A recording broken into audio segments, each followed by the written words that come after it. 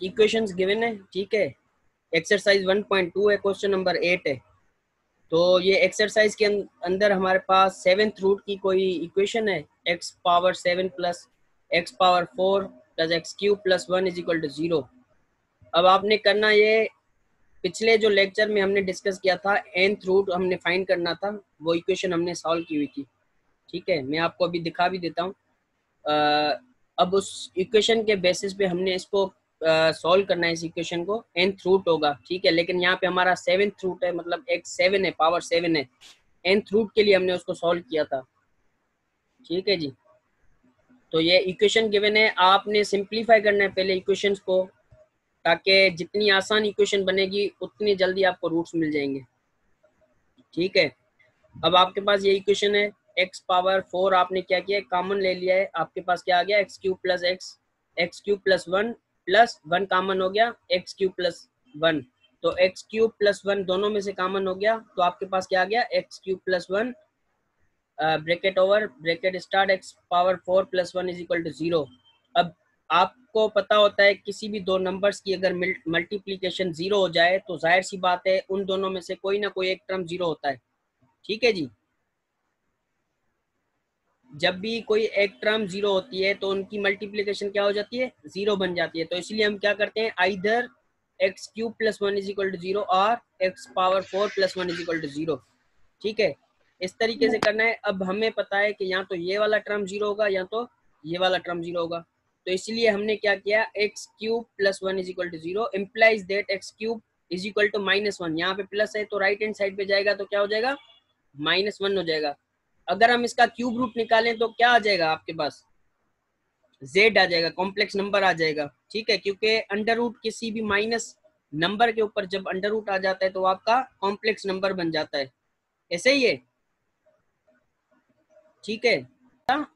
Bracket 0। अब iota का form वैसे जनरली हमें गिवन नहीं है, ठीक है, तो हमने उसको आयोटा फॉर्म में बनाना है।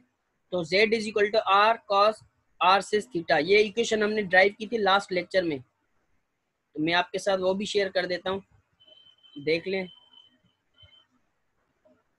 ये nth रूट, ठीक है, ये मैंने लास्ट वीडियो के अंदर जो लेक्चर दिया हुआ है उसके अंदर मैंने डिस्कस किया हुआ है इस चीज़ को, ठीक है। मैं फिर भी रिपीट कर देता हूँ इसको। अब देखें, आपके पास कोई z नंबर है, उसका nth रूट फाइंड करना है, कोई भी नंबर हो, ठीक है, जो भी पावर होगी। हमने अज्यूम कर लिया है, जनरलाइज कर लिया है उस चीज़ को कि nth रूट है z का। अब z आपके पास क्या होता है, x प्लस आयोटा y होता है, जबकि हमें पता है कि x और y दोनों रियल नंबर्स हैं। तो हमने इसको पोलर फॉर्म में लिखा है, टाओ सिस अल्फा। अगर देखें दोनों चीज़ों को, मतलब राइट हैंड साइड और लेफ्ट हैंड साइड दोनों पे अगर हम n पावर लगा दें तो क्या होगा कि z के पावर n हो जाएगी और टाओ की पावर n और सिस अल्फा की पावर n होगी, तो वो उसकी पावर क्या हो जाएगी। मैंने पहले भी आपको बताया था, जब भी कॉम्प्लेक्स नंबर पोलर फॉर्म में होगा उसकी जो भी पावर होगी वो उसकी एंगल का मल्टीपल हो जाएगा, ठीक है जी। तो ये आपके पास आ जाएगा सिस एन अल्फा। तो हमने जेड एन को क्या कर दिया, ए बोल दिया, कोई लेटर दे दिया, सबस्क्रिप्ट दे दी उसको कि जेड पावर एन हमारा सिंगुलर ए है, जबकि ए क्या होगा आपका कॉम्प्लेक्स नंबर बनेगा, ठीक है जी। तो टाओ पावर एन सिस एन अल्फा, हमने इसको सिंप्लीफाई करके इस फॉर्म में लिख दिया है कि ये जो टाओ एन है वो आर है, सिस एन अल्फा सिस थीटा है, ठीक है जी। अब क्या करेंगे, जो इसका कॉम्प्लेक्स नंबर, मतलब जो ज्योमेट्रिकल ट्रिग्नोमेट्रिकल जो रेशो होगा इसके ट्रिग्नोमेट्रिक के पैरामीटर के साथ कंपेयर करेंगे, और इसका जो रियल नंबर होगा वो रियल नंबर के साथ कंपेयर करेंगे। कंपेयर करते हुए हमने देखा कि टाओ की पावर एन जो है वो हमारी आर के इक्वल है, और ये जो इसकी एंगल है n alpha is equal to theta plus 2k पाई।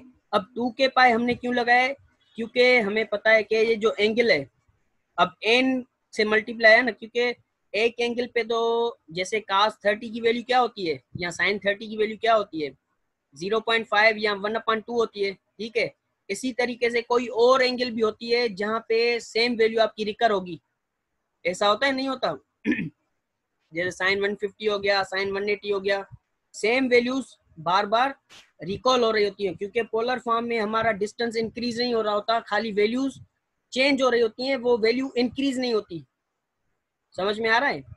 मतलब के एंगल के अंदर जो भी होगा वो सेम वैल्यू बार बार रिकर होगी लेकिन इंक्रीज नहीं होगी। ऐसा होता है नहीं होता?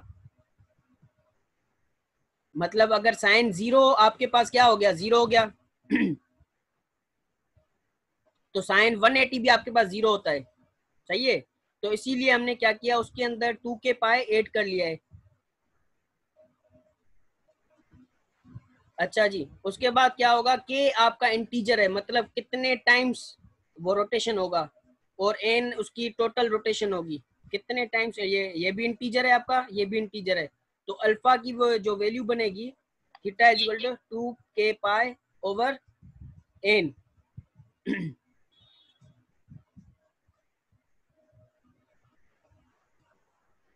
अब यहाँ पे आ जाए, ये इक्वेशन आ गई हमारे पास। ठीक है, तो आर सिस थीटा जो जेड की वैल्यू हमने पिछली स्लाइड में देखी is equal to are cis theta, ये वहां से आया है हमारे पास। ठीक है, तो सिस थीटा जब आप इसका मॉड लेते हैं या आर निकालने के लिए, मॉड ऑफ जेड जो होता है वो आर के इक्वल होता है। ठीक है, तो आपने क्या करना होगा, पहले पहले आर की वैल्यू निकालनी होगी। R is equal to under root -1 whole square plus 0 whole square is equal to 1 का अंडर रूट क्या होगा 1। और एंगल कैसे निकालते हैं, ये पहले पहले फर्स्ट लेक्चर में हमने डिस्कस किया था कि जो आपके पास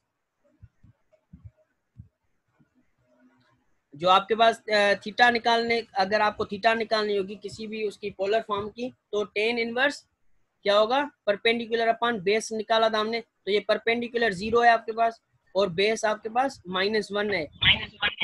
तो टेन इनवर्स ऑफ 1 अपॉन -1, तो ये क्या हो जाएगा, 0 अपॉन -1 क्या हो जाएगा, 0 हो जाएगा। ठीक है, तो टेन 0 कौन सी ऐसी वैल्यूज हैं जहाँ पे टेन इनवर्स हमारा मतलब जो थीटा होगी वो हमारी 0 बनेगी। कौन सी ऐसी एंगल होती है, ये कैलकुलेटर के थ्रू आपको कैलकुलेट करना है, टेन इनवर्स करना है 0। तो आपके पास क्या आ जाएगा, दो दो वैल्यूज आ जाएंगी, एक तो 0 होगा, दूसरा पाई होगा। ये दो वैल्यूज हैं, ये दोनों आपकी रेंज हो गई 0 और पाई के दरमियान, मतलब तो एंगल क्या हो गई, पाई। तो z is equal to are cis theta है, तो आर आपके पास क्या है 1 और थीटा आपके पास क्या है पाई है। तो क्या करेंगे, x cube is equal to cis pi 1, तो आप लिखें या ना लिखें कोई फर्क नहीं पड़ता, अगर कोई डिजिट होता तो हम इसको लिख लेंगे। ठीक है जी, समझ में आ रहा है? सर ये सिस से क्या बनता है आपने बताया था? ये cos plus iota sign, cos theta plus iota sine theta. Theta यहाँ पे नहीं है, पाए है, तो cos pi plus iota sine pi बन जाएगा ये। आ गया समझ? सर ये z के नीचे जो x cube equal to CIS pi जो है, सर ये कैसे कन्वर्ट किया ये वाला, ये? हाँ सर ये वाला। ये z को हमने अज्यूम कर लिया, ये इक्वेशन है कोई। x+1 था ना हमारा, ऊपर दो वैल्यूज निकाली हैं, x+1 और x क्यूब प्लस 1 और x पावर 4 प्लस 1। ठीक हो गया सर। ठीक है, तो पहली इक्वेशन हमने उठाई है x क्यूब प्लस 1, तो हमने देखा x cube is equal to -1 बन गया, तो हमने इसको बोल दिया कि ये इक्वेशन जो है हमारी z के इक्वल है। ठीक है, कोई हमारा कॉम्प्लेक्स नंबर है।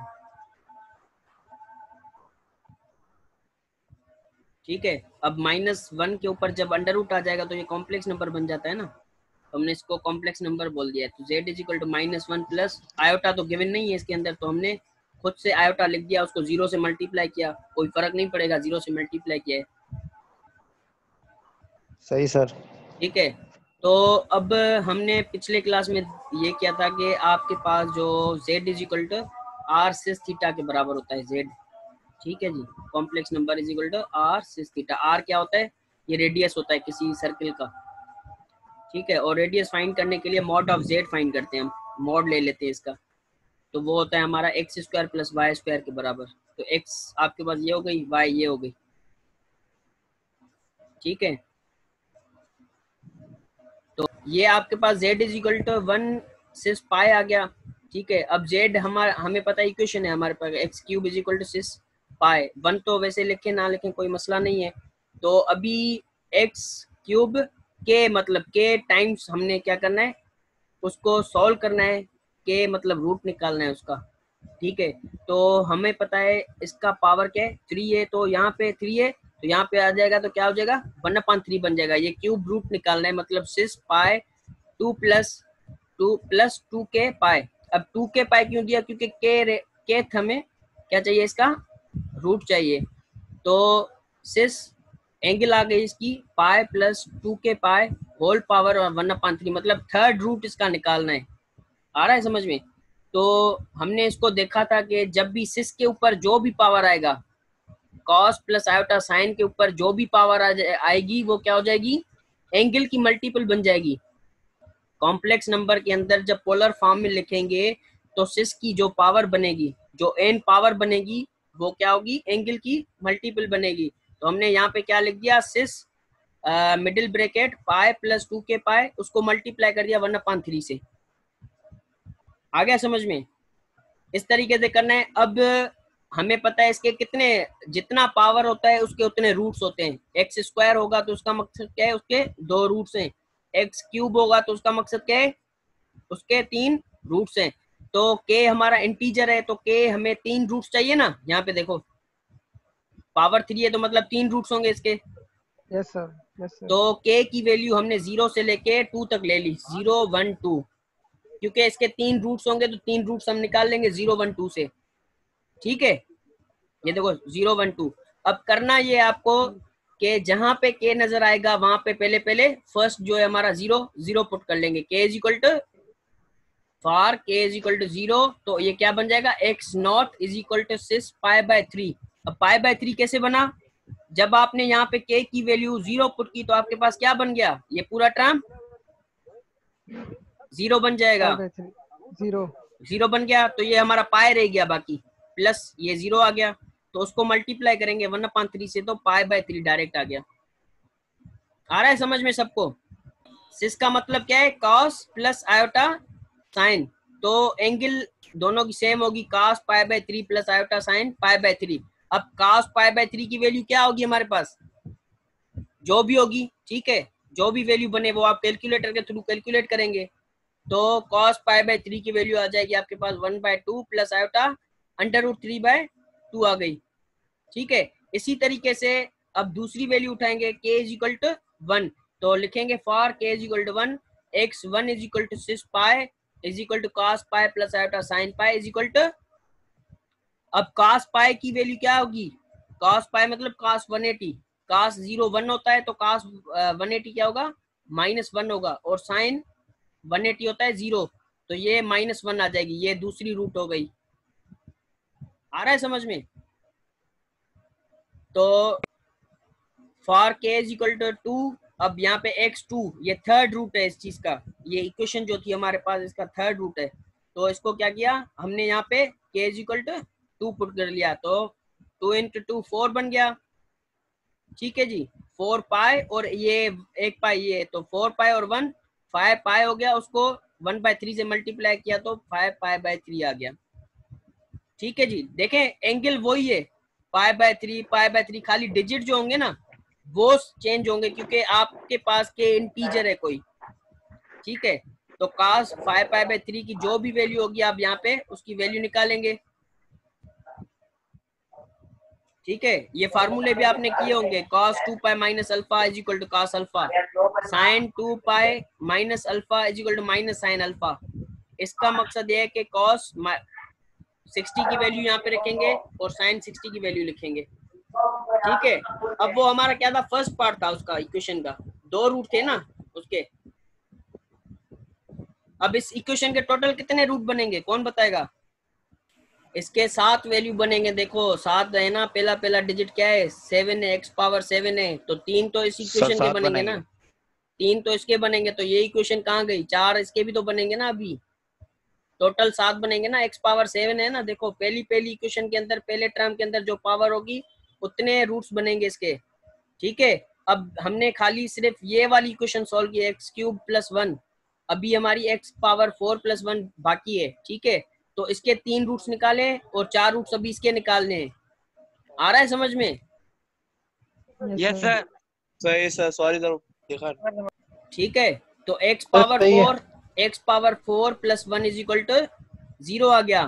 तो x power 4 is equal to -1 plus iota 0, क्योंकि कॉम्प्लेक्स नंबर है ये हमारे पास, इसकी इमेजिनरी पार्ट नहीं है, तो हमने खुद ऐड कर लिया इसके अंदर। ठीक है, तो ये हमारे पास पॉइंट हो गई -1, 0। अब z को अज्यूम किया है is equal to -1 plus iota 0 is equal r cis theta. अब यहाँ से r की वैल्यू कैसे निकालेंगे? X square plus y square, इन दोनों का एक्स स्क्वायर निकाल के ऐड करके उसका मॉड ले लेना है, ये अपना अंडर रूट ले लेना है, तो आपके पास r की वैल्यू आ जाएगी। ठीक है, तो थीटा कैसे निकालेंगे? Tan inverse perpendicular upon base, तो ये आपके पास आ जाएगा पाई, सेम जैसे पहले किया है वही आ रहा है। तो उसी तरीके से करना है जैसे पहला पार्ट किया है। के की वैल्यू अभी कितनी लेंगे? 4 लेंगे, 0 1 2 3, क्योंकि इसके कितने रूट्स बनेंगे? सर 4। 4 रूट्स बनेंगे, 4 रूट्स बनेंगे, तो इसीलिए हमने इसके 4 नंबर ले लिए के इज इक्वल टू 0 1 2 3। ठीक है,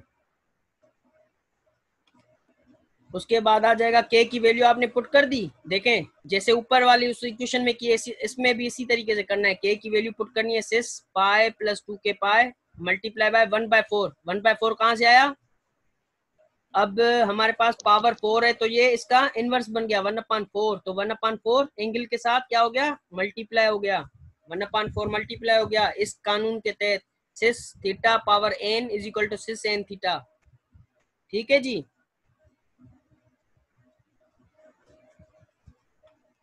अच्छा जी, उसके बाद क्या होगा? फार के इज इक्वल टू 0, इसी तरीके से वैल्यूज पुट करनी है के की, जो जो वैल्यू आएगी तो उस एंगल की कैलकुलेटर के साथ आपने वैल्यू निकालनी है। कैलकुलेटर तो है ना सबके पास साइंटिफिक। किसी को कोई सवाल है? देखें ये सारी सेम इक्वेशन है, बाकी ये आप एक्सरसाइज खुद कर लें, प्रैक्टिस करें इसकी। ये वाली देखें, सर ये x की 7 पावर प्लस 1 है, तो इसके 7 रूट बनेंगे डायरेक्ट। तो k की वैल्यू क्या लोगे? 0 1 2 3 4 5 6। बाकी प्रोसेस सारा सेम है। देखो इक्वेशन क्या है, बड़ी है ना हमारे पास, तो इसको क्या करना पड़ेगा? इसको ब्रेक करना पड़ेगा दो इक्वेशंस के। फैक्टराइजेशन सुनिए, पढ़िए factorization of the G equation. Sir बिल्कुल भी जी तो जी सर। हम इसको फैक्टराइज कर रहे हैं, दो इक्वेशन बना रहे हैं दो। ये देखो x पावर 4, इसमें से देखो कि बड़ा कौन है? ये वाला है ना, जो कॉमन निकल रहा है, ये वाला x पावर 4 कॉमन ले लिया, तो x³ प्लस 1 आ गया। ये देखो ये दो टर्म में से फैक्टराइजेशन प्रोसेस कर रहे हैं, इसकी शॉर्ट बना रहे हैं, सिंप्लीफाई कर रहे हैं इसको, ताकि हम जी आसानी सर, से इक्वेशन को सॉल्व कर सके। ठीक है, अब ठीक देखो हो गया सर।